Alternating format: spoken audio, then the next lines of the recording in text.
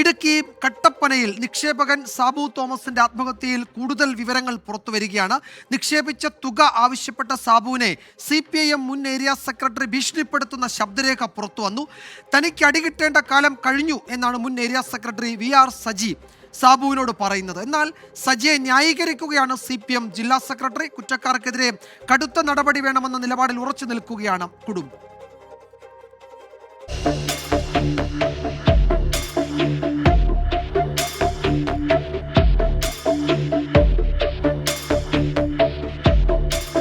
വായ്പയെടുത്ത പണമല്ല, അധ്വാനിച്ച് കഷ്ടപ്പെട്ടുണ്ടാക്കിയ പണമാണ് ഒരു കാലത്ത് തുണയാകുമെന്ന് പ്രതീക്ഷിച്ച് സാബു ഈ സഹകരണ ബാങ്കിൽ നിക്ഷേപിച്ചത്.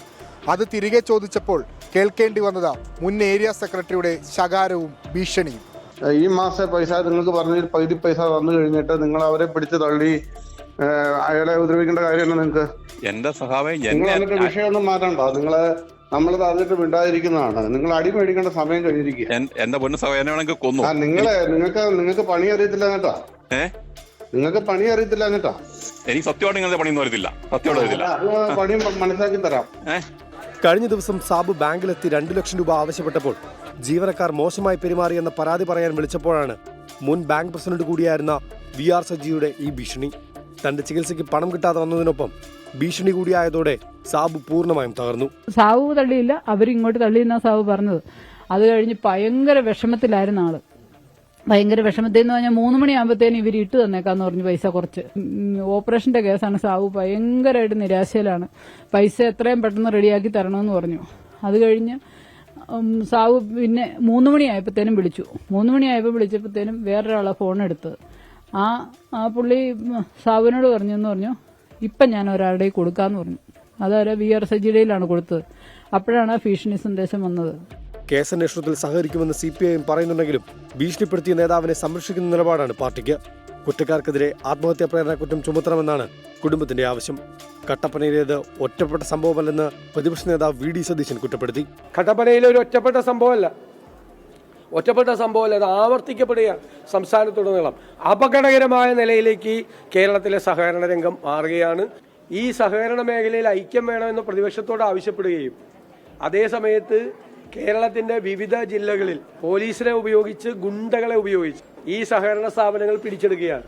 പോലീസ് വീട്ടിലെത്തി സാബുവിന്റെ ഭാര്യ മേരിക്കുട്ടിയുടെ മൊഴി രേഖപ്പെടുത്തി. ബാങ്ക് ഭരണസമിതി അംഗങ്ങളുടെയും ജീവനക്കാരുടെയും മൊഴി പോലീസ് രേഖപ്പെടുത്തും. ഇതിനെ ബേസ് ചെയ്തുകൊണ്ട് കൂടുതൽ അന്വേഷണം നടത്തി ഇവർ പറയുന്ന ബാങ്കിൽ ഇട്ടിരുന്ന പണവും മറ്റ് സാമ്പത്തിക ഇടപാടുകളെല്ലാം അന്വേഷണം നടത്തിയതിനു ശേഷം CCTV ദൃശ്യങ്ങളും എല്ലാം ശേഖരിച്ചതിന് ശേഷം കൃത്യമായ നടപടികൾ എടുക്കും. ആവശ്യമുണ്ട്.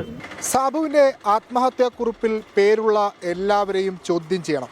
അവർക്കെതിരെ നടപടിയും സ്വീകരിക്കണം. അതിനെല്ലാം അപ്പുറത്ത് ഇനിയും ഇത്തരത്തിൽ സാബുമാർ ഉണ്ടാകാതിരിക്കണം.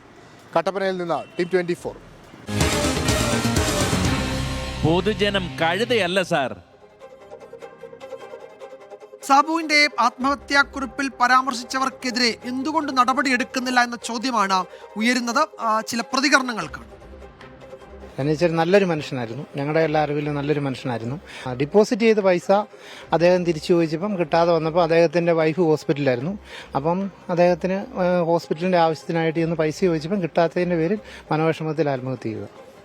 നമ്മൾ കഷ്ടപ്പെട്ടുണ്ടാക്കിയ പൈസ അത് തിരിച്ചു ചോദിക്കാൻ ചെന്നപ്പോൾ ഒരു ഭിക്ഷക്കാരനോട് കിടക്കുന്ന ഒരു പരിഗണന പോലും ബാങ്കുകാർ കൊടുത്തില്ലെന്നാണ്. ഫോണിൽ കൂടെ ഇവിടെ CPMന്റെ ഏറ്റവും വലിയ VR സജിയുടെ ഭീഷണിയാണ് വന്നിരിക്കുന്നത്. തനിക്ക് പണി അറിയത്തില്ല, പണി ഞങ്ങൾ കാണിച്ചു തരാമെന്ന് പറഞ്ഞാൽ തട്ടിക്കളയെന്ന് പറഞ്ഞതിനർത്ഥം.